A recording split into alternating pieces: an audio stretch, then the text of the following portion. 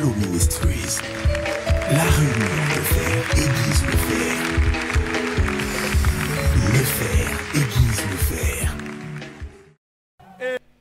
Alors j'aimerais nous proposer un seul texte, Éphésiens, au chapitre 5. Notre lecture va du verset 25 au verset 28. Éphésiens 5. Éphésiens 5 plutôt, pardonnez-moi, du verset 25 au verset 28. Marie, aimez vos femmes comme Christ a aimé l'Église et s'est livré lui-même pour elle.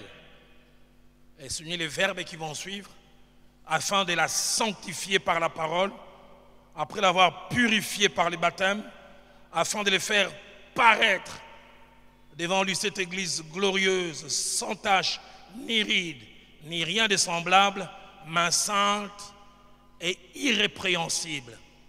Et le verset 28 termine en disant, c'est ainsi, c'est-à-dire comme ça vient d'être présenté, que les maris doivent aimer leurs femmes comme leur propre corps. Celui qui aime sa femme s'aime lui-même. Les trois combats du serviteur de Dieu sur la route du ministère.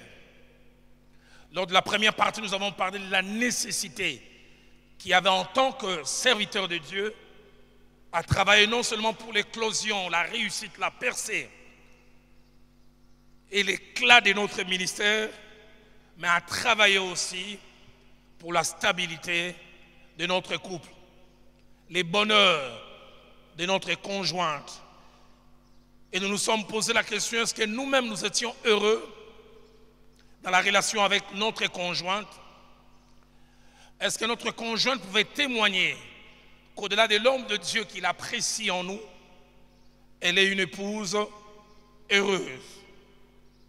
Mais lors de cette seconde partie, nous allons parler d'un détail ou un aspect de ces combats, c'est les combats pour sa femme. Se battre pour sa femme. Quand je parle du combat pour sa femme ou se battre pour sa femme, j'entends trois choses. La première, c'est l'aider à se réaliser en tant que personne. Aider sa conjointe à devenir la personne que Dieu l'a appelée à être. Combien de fois pour des femmes, et pire encore pour les femmes des serviteurs de Dieu, le mariage est comme un parking. Elles étaient en motion, elles étaient en mouvement, et elles se marient et tout s'arrête. Elles ne deviennent que des pondeuses et des preneuses de soins d'enfants. Tout s'arrête. Se battre pour elles, c'est l'aider à se réaliser en tant que personne, à devenir la personne que Dieu l'a appelée à être parce qu'elle a un appel en tant que personne. Et deuxièmement, l'aider à atteindre la pleine mesure attachant à son existence. L'aider à atteindre cette pleine mesure, à ne pas s'arrêter au milieu. Il est bon que le jour où ta femme va quitter cette terre des hommes, qu'elle arrive à atteindre le top que Dieu a voulu. Et troisièmement, se battre pour sa femme, c'est l'aider à se vider de tout ce que Dieu a placé en elle, en devenant la meilleure version d'elle-même, selon que Dieu l'a voulu. Et quelques vérités que je voudrais placer devant nous en ce jour avant de passer un moment dans la prière, parce que j'avais la certitude, si ce message n'est pas arrosé par la prière, nous aurions raté quelque chose. Et j'ai 6 vérités, et j'ajouterai un 7e en appendice avant de finir. La première vérité, c'est que chaque personne que Dieu a appelée à l'existence a une raison d'être, un rôle à jouer, une mission à accomplir, une partition à jouer, une tâche à remplir. Quand je dis chaque personne, homme et femme. En étudiant la parole de Dieu, et Proverbe 16 au verset 4 nous le montre, notre Dieu n'est pas un fantaisiste, c'est un Dieu de but et d'objectif. Proverbe 16 verset 4 dit, Dieu a tout fait pour un but. Et le mot but veut dire la finalité d'une chose. Ce pourquoi une chose existe. Ce pourquoi une chose a été appelée à l'existence. Et le livre de Genèse, qui est le livre de début qui place les fondements, nous confirme cela. Dans Genèse chapitre 1er, versets 14 à 15, nous voyons trois choses se passer. La première, Dieu appela à l'existence des choses qui n'ont rien demandé. Et deuxièmement, à chacune de ces choses à laquelle il a donné une existence, il a donné une raison d'être. Et troisièmement, à chacune des choses qu'il a appelées à l'existence et à laquelle il a donné une raison d'être, il a équipé pour cette raison d'être. Tout était sombre. Et la Bible dit, Dieu dit qu'il y ait des luminaires dans l'étendue du ciel. Les luminaires n'ont pas demandé, c'est lui qui a appelé à l'existence. Mais écoutez, qu'il y ait des luminaires dans l'étendue du ciel et directement pour, dites avec moi pour. Je ne les ai pas placés simplement pour rien. Je les ai appelés à l'existence, mais je leur ai donné une mission pour séparer les jours d'avec la nuit. Que ce soit des signes pour marquer les époques, les jours et les années. Et qu'ils servent des luminaires dans l'étendue du ciel. Et Dieu ne peut pas créer les luminaires, leur donner une raison d'être, éclairer sans leur donner la capacité de produire de la lumière. Sinon, il sera un Dieu irresponsable. Et toi et moi, nous avons été créés pour une raison. Qu'il est triste de voir les gens entrer dans la vie par la naissance, sortir par la mort, en ayant un enterrement somptueux, sans découvrir leur raison d'être. Des touristes, des accompagnateurs, des gens comme disent les Quinois qui vivent là, autour du jour, sans savoir où ils vont. Hommes, vous qui êtes mariés, j'aimerais que vous puissiez savoir, cette personne que Dieu a placée à vos côtés comme épouse a une raison d'être. En grandissant, en naissant, Dieu a placé des rêves en elle. Et j'en parlerai plus loin. Des rêves que vous êtes appelés à connaître. Des rêves que vous êtes appelés à favoriser l'éclosion. Deuxième vérité que j'ai presque mentionnée,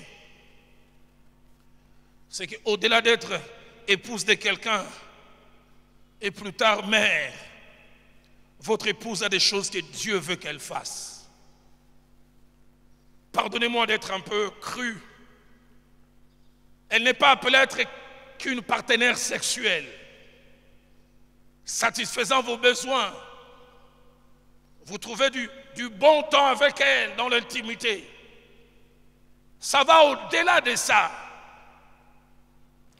Et ces choses que Dieu l'a appelé à faire, elle ne doit pas les faire seule. Elle doit les faire avec vous, avec votre accompagnement, avec votre aide. Vous et moi devrions lui servir d'engrais, d'éléments favorisant l'éclosion. Et Ephésiens 5, 25 à 27 que nous avons lu, parlant de Christ, qui est époux de l'Église, nous parle des choses qu'il a eu à faire. Premièrement, il a aimé l'Église, mais pas un amour verbal. Et parce qu'il a aimé, et le pasteur Christian l'a si bien dit tout à l'heure dans sa prière, il s'est livré lui-même pour cette Église. Il a payé de son prix parce qu'il voulait le meilleur pour cette Église. Et troisièmement, la Bible dit, il a sanctifié. Il a enlevé les saletés.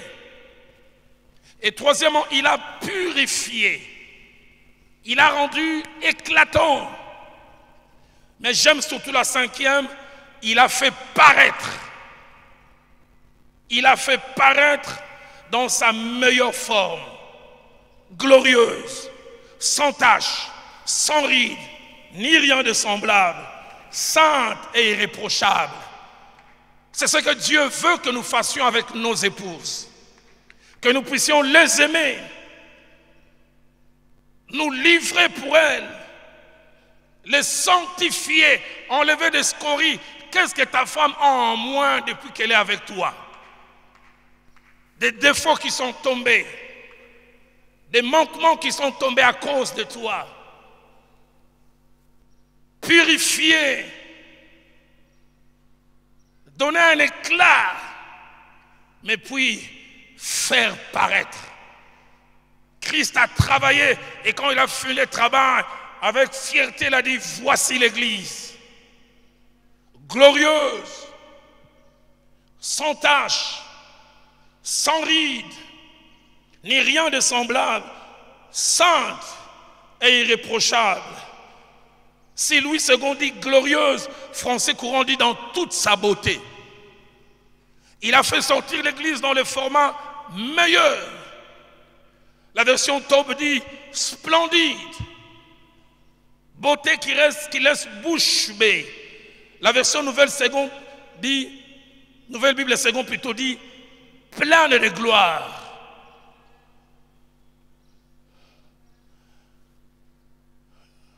J'essaie toujours de combattre l'orgueil. Mais il y a 2 mois loin d'ici en Amérique du Nord, durant 10 minutes, j'ai gonflé un peu. J'ai eu le triple de mon volume. Mes épaules ont monté, j'ai essayé de le faire descendre, mais ça montait encore. Ça a même failli dépasser la tête. Une sœur qui a grandi avec mon épouse et moi à la jeunesse de la Borde m'a appelé et m'a dit, Roland, chapeau, chapeau, chapeau. J'ai connu Viviane en 90. Elle a dit, la Viviane Fierro, la Viviane capricieuse.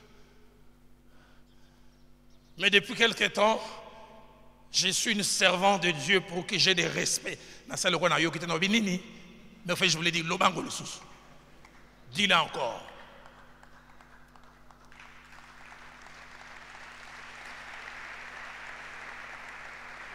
Elle a dit, j'ai suivi ton épouse sur enseignement.com. Quelle consistance, quel charisme, quelle profondeur, quelle richesse. Et mes épaules ont commencé à monter, j'ai dit, fais attention.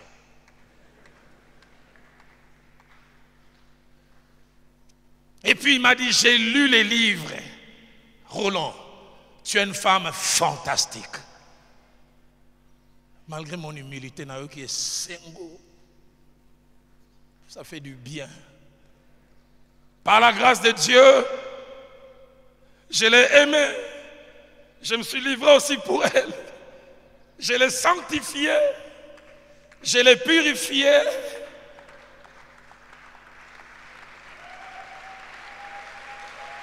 Et je l'ai fait paraître.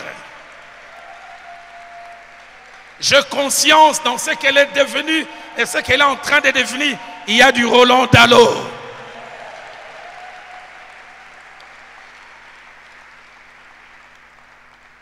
Quelle joie y a-t-il à ce que l'on puisse vanter? Notre pasteur est fort, mais sa femme... Et toi tu trouves bien. Ma femme et moi, 1000 coudées.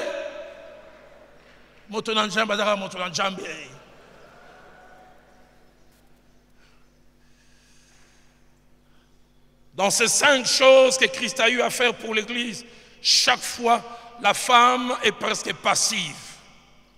La femme subit. Elle ne fait que profiter des efforts de l'homme.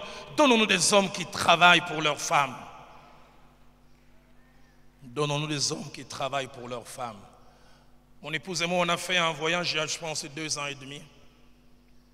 Et on a passé des heures et des heures avec ce couple merveilleux, pour lequel j'ai beaucoup de respect. Laure, Mbongo et Christian.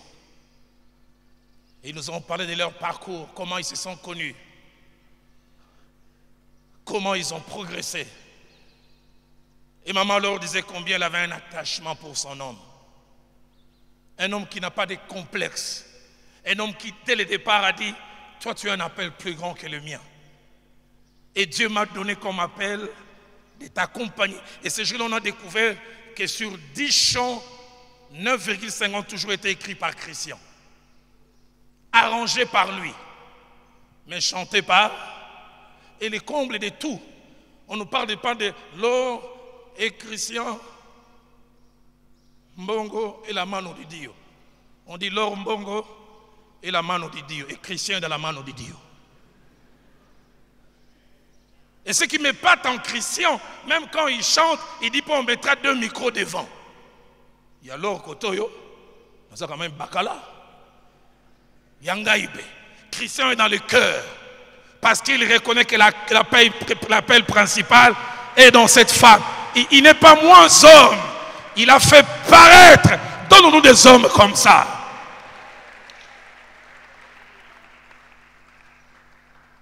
Deux Rois chapitre 22, versets 14 à 20, nous parle d'une femme prophétesse qui jouait un rôle important à l'époque du roi Josias.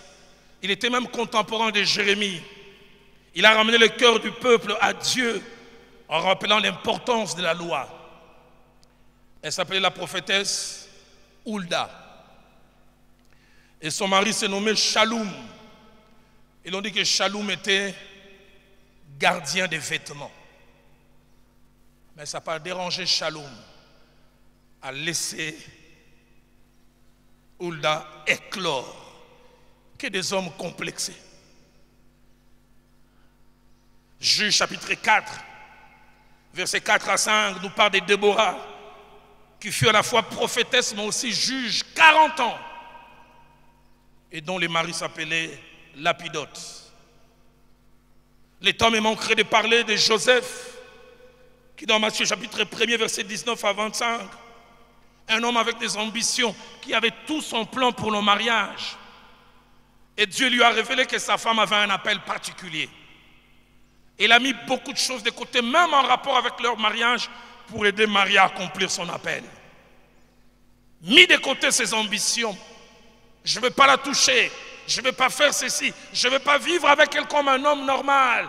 Parce qu'elle a un appel particulier. Est-ce que tu connais l'appel de ta femme? Est-ce que tu participes à l'éclosion, à la croissance de cet appel? Le Nouveau Testament nous parle 4 fois d'un couple merveilleux. Priscille et Aquilas. Acte 18, verset 26, nous montre l'aide qu'ils ont eu à apporter à Apollos. Mais une étude approfondie montre que c'est Priscille qui avait l'appel principal. Mais ils évoluaient toujours en duo.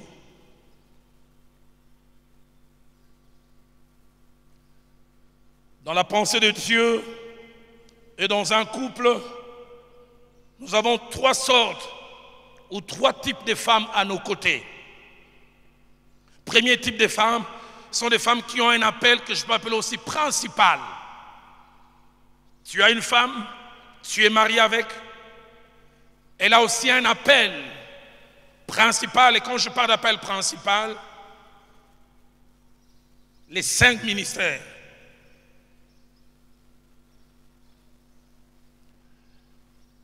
J'ai un aîné, je l'ai connu depuis que j'étais tout jeune, à la jeunesse de la Borne, que je respecte, il fait un merveilleux travail dans notre faculté de théologie. Il y a Marcel Bomboko. Mais depuis que je l'ai connu, il a une femme fantastique, Maman Cécile, enseignante hors pair, qui enseigne autant que son mari. Déjà jeune à la Borne, quand j'écoutais Maman Cécile, quelle consistance! Aujourd'hui, bien plus encore. Et Dieu merci, elle est tombée sur un mari pas complexé. Un mari qui sait qu'elle a quelque chose. Je ne veux pas la garder à la cuisine. Elle fera la cuisine, elle fera tout ce qui est très... Mais aussi, elle fait ça. Que dire de Dominique Ngoye Hélène? Autant j'aime écouter Dominique, mais autant quand j'écoute Hélène, quelle consistance. Deuxième type de femmes sont des femmes qui ont ce que j'appelle un appel secondaire ou auxiliaire. Elle n'a pas un appel principal. Je suis appelé à être pasteur, apôtre, prophète, évangéliste. Elle est appelée à être conductrice de louanges. Elle est appelée à être monitrice à l'école du dimanche. Elle fait du social à l'église. Elle n'est pas dans le principal. Elle accompagne des fois sans être vue. Mais troisième type de femmes sont des femmes qui n'ont ni l'appel principal, ni l'auxiliaire. Elles ont deux options. La première, appelée simplement être ménagère. Rester à la maison. Son rôle à elle, c'est préparer mes costumes. Que je mange bien avant d'aller prêcher. Maison propre.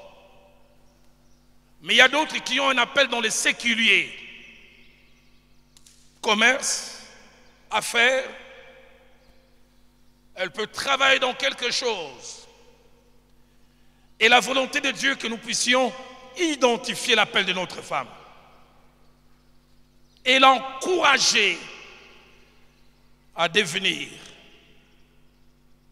Homme, toi qui es marié, 5 ans, 10 ans, 15 ans, 20 ans. Quel est l'appel de ton épouse? Pasteur, non, on a kanisa ngote, kanisa sikoyo. J'y ai jamais pensé. Hein. Tu places ton épouse où dans les 3 options que j'ai présentées?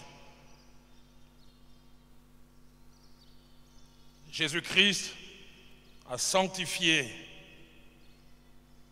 et puis il a fait paraître. Troisième vérité, dans la pensée de Dieu, l'homme a de la valeur, certes, au travers de ce qu'il fait et il réalise, mais il a aussi et surtout de la valeur au travers de ce que sa femme fait et réalise.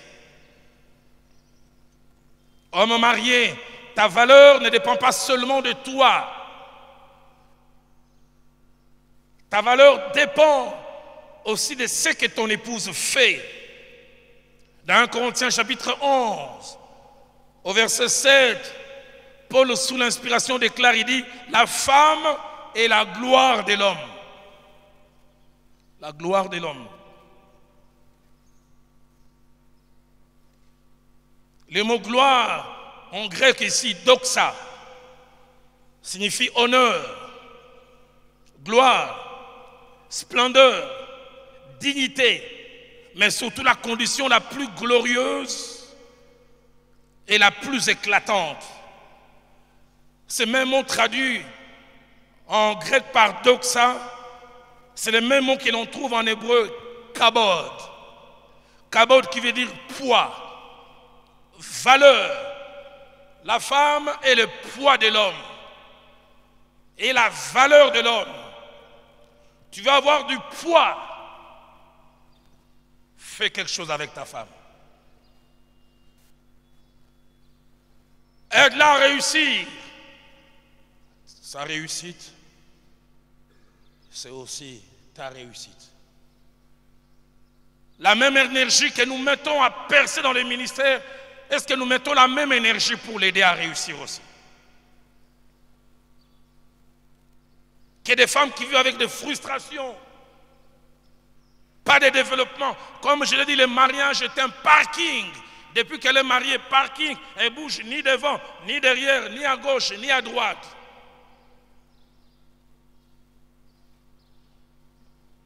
Et Paul, inspiré, a eu cette révélation. Il veut dire, notre femme reflète notre honneur. Notre femme, c'est notre splendeur. Notre femme est la personne qui nous met en valeur.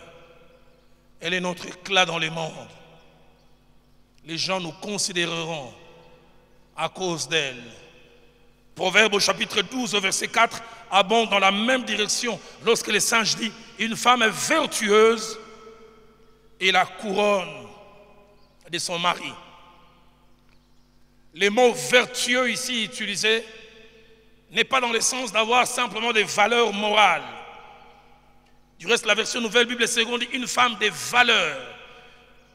Le mot vertueux ici veut dire celle qui excelle, celle qui sort de l'ordinaire. La version Tob même dit, une femme de valeur est une couronne pour son mari. La version Le Semeur dit, une femme vaillante, c'est-à-dire celle qui fait des exploits, est une couronne pour son mari. Et la femme naît et ne deviendra jamais notre gloire par elle-même. Pour qu'elle devienne notre gloire, nous devons croire en elle. Les lui dire, les lui faire savoir. Nous devons prier pour elle. Est-ce que tu pries pour ta femme? Est-ce que tu jeûnes pour elle? Seigneur, fais sortir le meilleur qui est caché dans ma femme. Si c'est dans le commerce qu'elle excelle, si c'est dans le ministère qu'elle excelle, ministère principal qu'elle excelle, si c'est dans la conduite, la louange qu'elle excelle. Mais il faut aussi investir en elle. Il faut aussi l'aider à devenir meilleure. Proverbe 27, verset 18 dit, celui qui soigne un figuier en mangera les fruits. Celui qui soigne un figuier en mangera les fruits.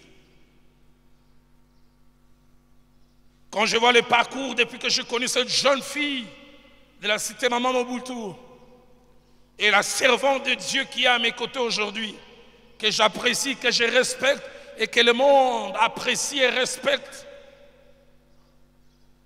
je dis merci Seigneur pour le travail que tu as fait, mais merci aussi pour ma contribution. Dès l'instant où je l'ai connu, je trouvais un bon livre de théologie. Viviane prend ces livres. Je rends des voyages, 4 ou 5 livres, au-delà des habits, parce que je voulais qu'elle grandisse. Je retrouve un DVD d'une femme qui enseigne, qui est profonde. Écoute ceci.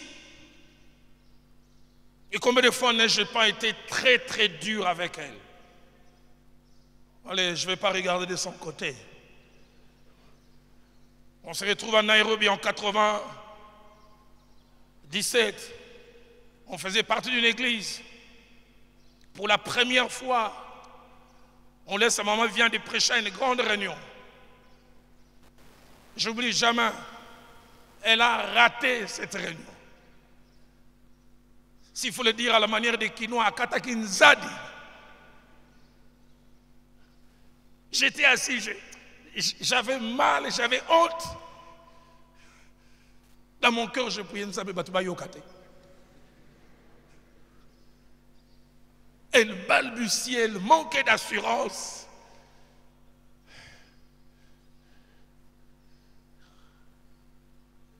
J'aurais voulu m'appeler Roland Kitenga, ça ne va pas être Roland Dalo, le mari de cette femme.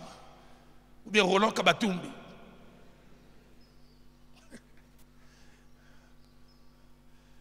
Quand elle a fini, j'avais mal. Et je voyais dans son visage aussi, elle avait mal. Et je priais, je dis, Seigneur, comment dois-je l'aider? Je dis, je vais la consoler. Faire le psychologue. Quand elle va venir, c'était quand même bien. Des choses qu'encore bien de ce qui aime Dieu.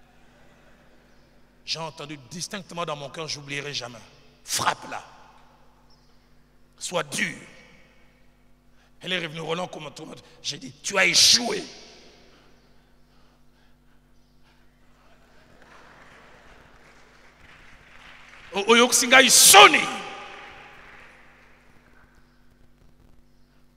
Elle peut s'en souvenir. Elle a eu mal, très mal. Mais c'est ce qui a fabriqué la championne d'aujourd'hui. Maman, autant j'avais honte ces jours-là. Lélo, respect, respect, respect. Je voulais dire encore yo, ole kibango.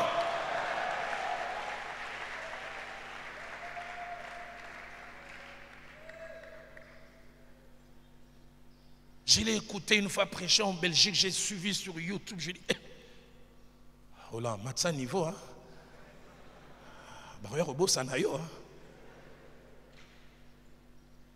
Une fois, on l'a laissé prêcher un dimanche dans l'église où nous allons régulièrement à Ottawa.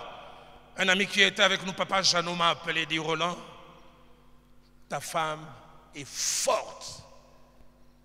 Elle est à la hauteur. Tu es ma couronne.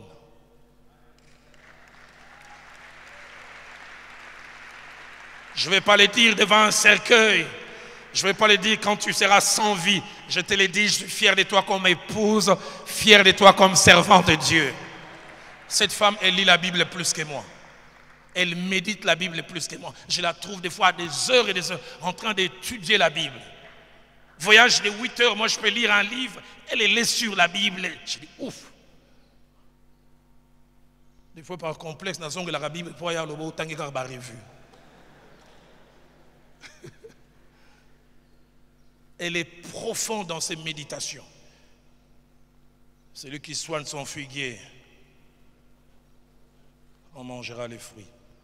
Quatrième vérité, aimer sa femme, c'est aussi l'aider à se découvrir. Mais travailler pour son épanouissement. Dire à une femme je t'aime, c'est une bonne chose. Les je t'aime ont leur place et leur importance, mais ne suffisent pas. Il faut aller au-delà. 1 Jean 13, verset 18 dit, n'aimons pas seulement en parole et avec la langue, mais en action et avec vérité. J'aime la version française courant dit, n'aimons pas seulement en parole avec des beaux discours, faisons preuve d'un amour véritable qui se manifeste par des actes.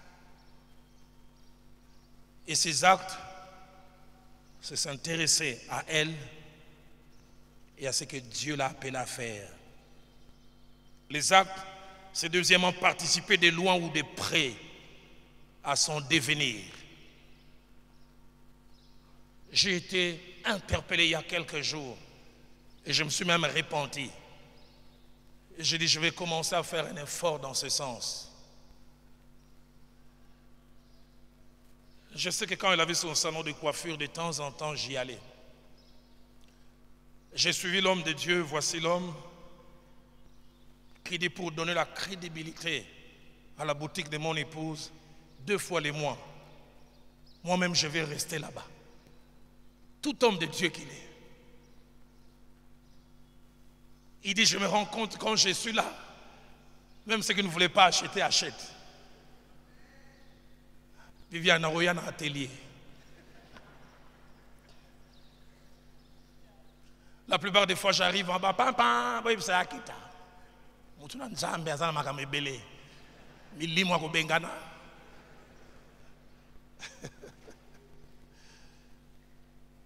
Participer. Participer. Troisièmement, prier pour elle. Rebecca n'avait rien demandé. Mais Genèse 25, verset 21 dit, Isaac implora l'Éternel pour sa femme Rebecca.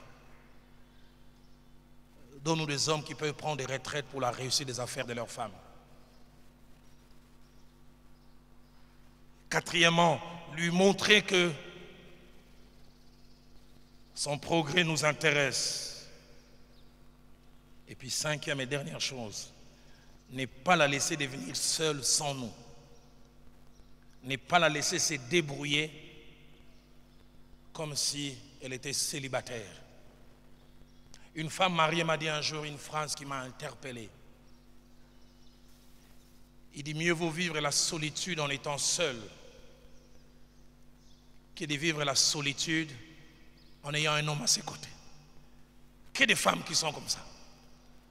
Elles sont certes mariées, mais elles se battent seules.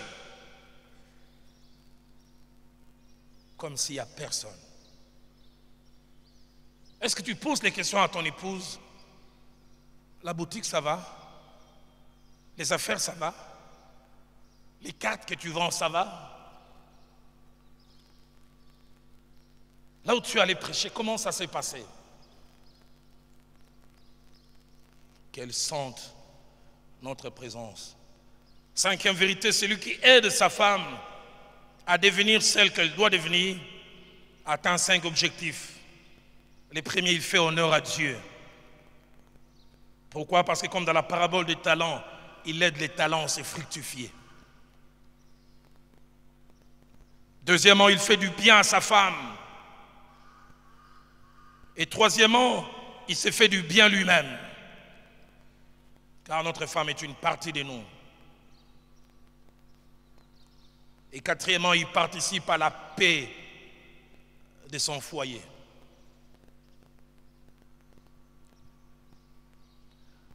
Et puis cinquièmement, il laisse un modèle, une référence aux autres générations. Combien de fois des enfants de serviteurs de Dieu voient leur maman souffrir, des filles disent « je n'épouserai jamais un pasteur ». Parce qu'elles voient leur maman laissée pour compte, qui n'a que droit aux miettes. Moi, serviteur de Dieu, jamais. Mais s'il peut voir un serviteur de Dieu tout en étant spirituel, qui participe au devenir de sa femme, ils diront « ouh, c'est possible ». Sixième et dernière chose avant que je n'ajoute l'appendice, certains, pour ne pas dire plusieurs, n'aident pas leur épouse à devenir et les laissent se débrouiller pour plusieurs raisons, dont 6 principalement. La première raison, c'est l'ignorance. Ils n'ont jamais su que c'était leur rôle d'aider leur femme à devenir. Deuxième raison, c'est l'absence d'enseignement. Mon pasteur disait toujours, on pratique ce à quoi on a été exposé. On n'a jamais été enseigné. Troisièmement, l'absence de modèles, de références ou d'exemples. L'apôtre Paul a dit à son fils, toi tu as suivi de près mon enseignement, mais il dit aussi mon exemple.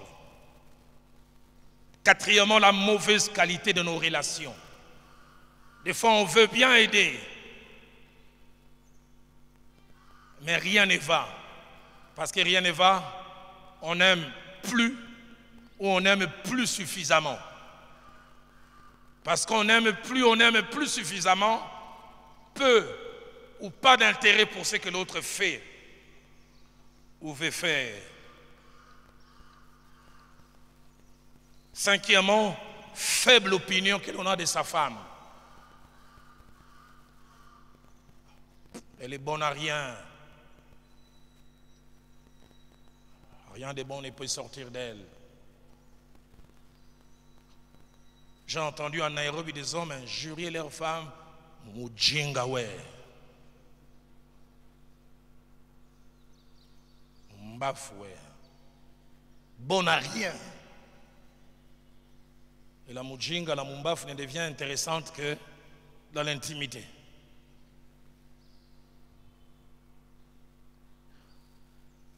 Quelle opinion tu as de ta femme?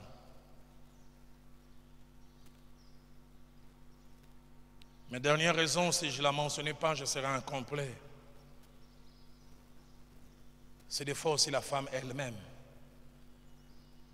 Refus de la femme de se faire aider.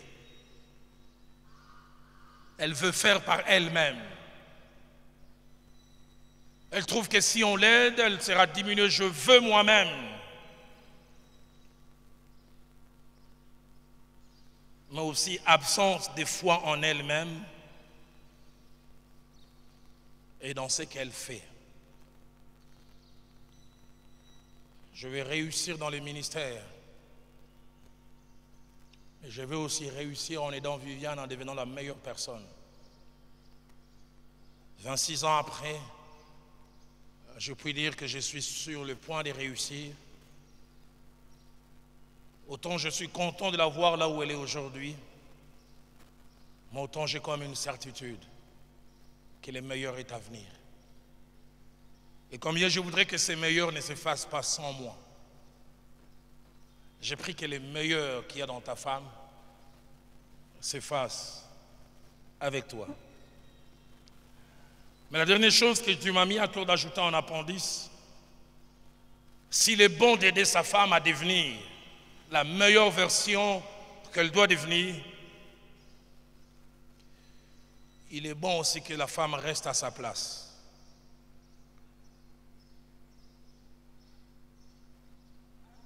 Qu'il y ait des écarts aujourd'hui dans l'œuvre de Dieu. Qu'il y ait des excès dans l'œuvre de Dieu. Tout à l'heure, je parlais des 3 types de femmes ayant un appel principal, ayant un appel secondaire, n'ayant pas un appel appelé à être ménagère ou travailler dans le séculier. Mais il y a comme une sorte de mode qui n'est pas biblique. Certes, la Bible encourage à travailler en couple. Allez, c'est parti des États-Unis, ça atteint l'Afrique du Sud et ça atteint un peu le Nigeria. Ça n'engage que moi. Ni les États-Unis, ni l'Afrique du Sud, ni le Nigeria ne sont nos modèles. Notre modèle est tiré de la parole de Dieu. Aujourd'hui, il y a comme une tendance, toutes les femmes des pasteurs deviennent pasteurs. Révérende Allo, révérende Viviane. Même celles qui ne sont pas appelées à ça. Encourager la femme, certes, mais des fois, elles commencent à nous mettre sous pression pour un appel qu'elles n'ont pas. Dominique Ngoyatika, moi, c'est un kaka yacht. Baninga nanga nyonso bateyaka dimanche, ngai jamais. Et au nom de la paix, elle n'a pas un appel et tu la laisses prêcher.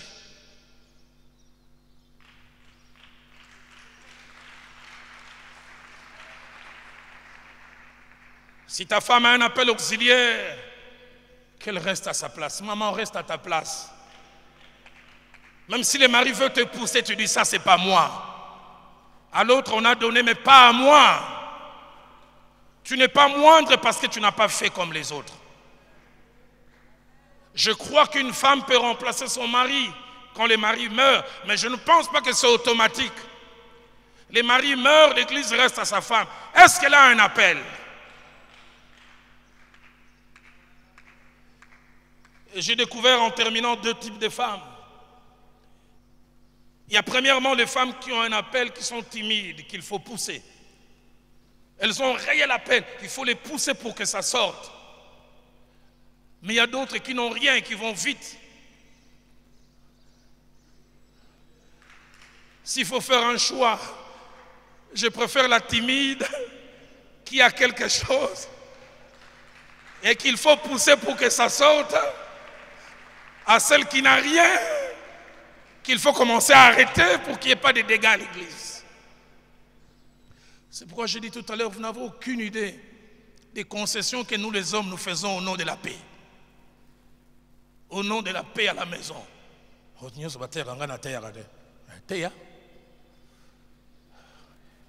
Elle prêche, elle rate. Tu es obligé de faire l'avocat. Bon matin, Isaac Mabe. Likambo alobaki, c'est Zindo.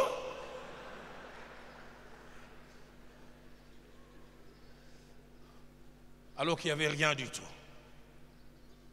Est-ce que je me fais comprendre? J'aimerais cette fin de matinée nous encourager en tant qu'hommes. Nous qui sommes mariés, aidons nos épouses à aller le plus loin possible. Et vous qui allez vous marier demain, vous avez l'avantage de voir ces enseignements au bon moment.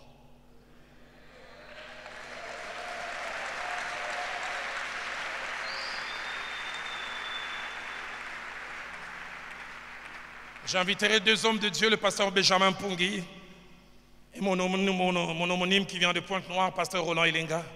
Ils vont venir tout à l'heure, on va prier. J'aimerais nous inviter à nous lever. Gallo Ministries, la réunion de fer, Église le fer. Le fer, Église le fer. Tu m'as ébloui par ta mélodie. tu m'entoures d'un chant d'amour, chant de délivrance devant nos ennemis. Toutes mes craintes s'enfuient.